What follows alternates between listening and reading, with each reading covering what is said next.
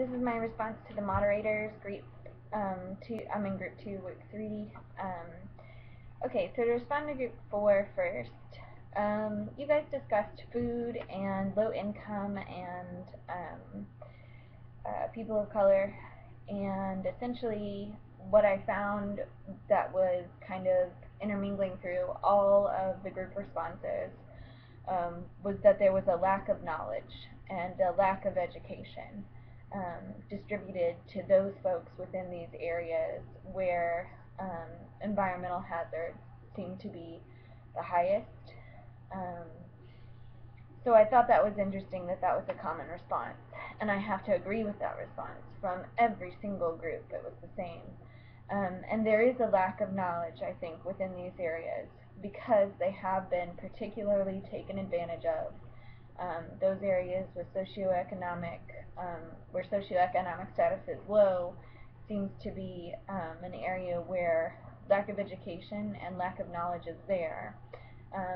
And I think the reason behind that is because of this traditional hierarchy, this traditional white hierarchy, the traditional wealthy hierarchy, traditionally male. I think all of those play contributing factors to why every group had the same answer there, and obviously because white mentions that. And group 4 did a great job of answering the question why these minorities live in this area, which is something I think white should have addressed a little bit more. You guys said that these were low-income areas and that this keeps them restrained in that spot. Maybe they're not economically capable of, they're definitely not economically capable of moving or doing that. I mean, moving is really expensive. You have to be able to have first month's rent and deposit, not to mention moving those things that are important to you. It's just outlandishly expensive to move. And that in itself is the issue, but obviously there are other things that contribute to low economic means. And you guys said that this was probably a measure of societal values, and I really appreciate that you guys said that. That's definitely a great response. And I think this goes back to the reading we did on Bush and his attempt at focusing on sustainability, where again it shows societal values because he fails to address sustainable issues within the U.S. He points out international sustainability. So again, I think linking that to societal values was a great idea.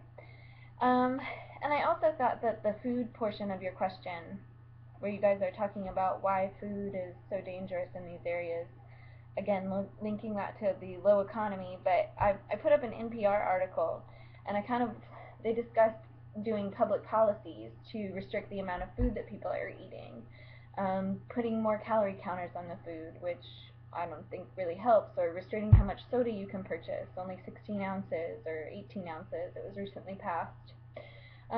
So I'm asking the question of, do you guys think public policies should be created for food safety, or do you guys think we should start at the literal root of the problem, meaning the root of the plants that we eat and ingest, or the roots of the plants that our animals eat and ingest, which we then eat? Frankly, I think public policy is kind of like the aspirin for the hangover. It's kind of like downcycling. We're still producing the food, so we're still causing the problem. Just putting a calorie counter on it or creating public policies to restrain people to order so much, I don't think that really gets to the root of the issue, root of the plant, root of the issue. You guys also discussed the objectification of human beings and the environment. I thought that section of the paper was just fantastic.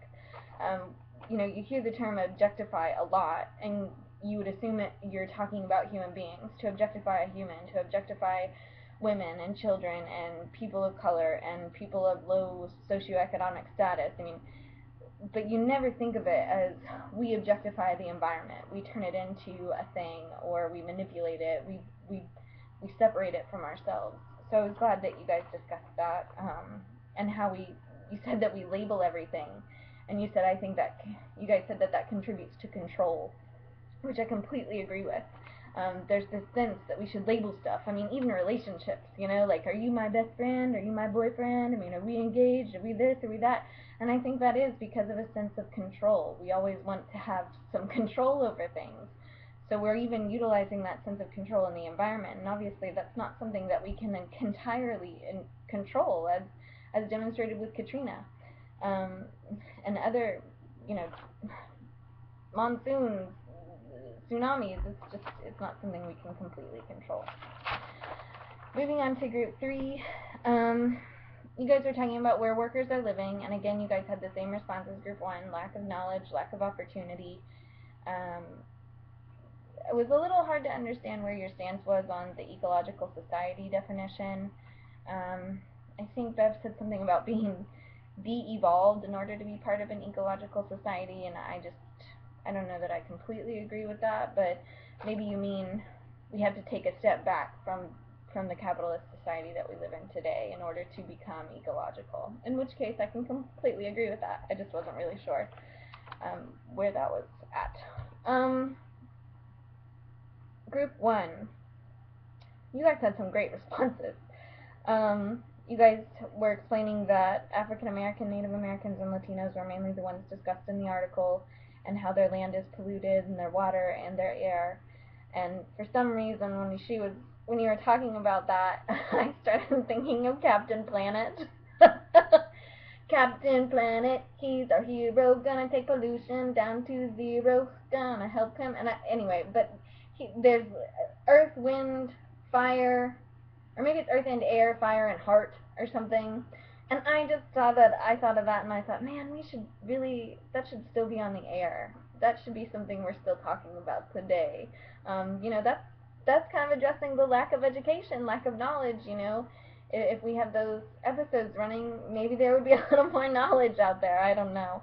But for some reason, that came to my mind. And you also said there might be a language barrier, not just the economy, but a language barrier, which I thought was a great answer.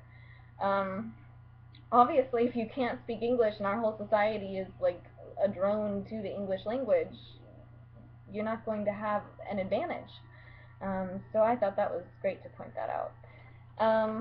Utopian society, that we are disconnected from the environment and that technology has separated us from the environment and each other. And again, I thought of something else, WALL-E. I don't know if you guys have seen that, but that movie is great. And I really fear our society becoming this WALL-ian society. But again, you guys had some excellent responses, and to make the choice to be a civilization opposed to, you know, being a humanity, taking the focus off the individual and putting it toward a sense of civilization, and to be part of a society or a civilization, you know, it's a huge difference than being part of an individual. Okay, thanks. Bye.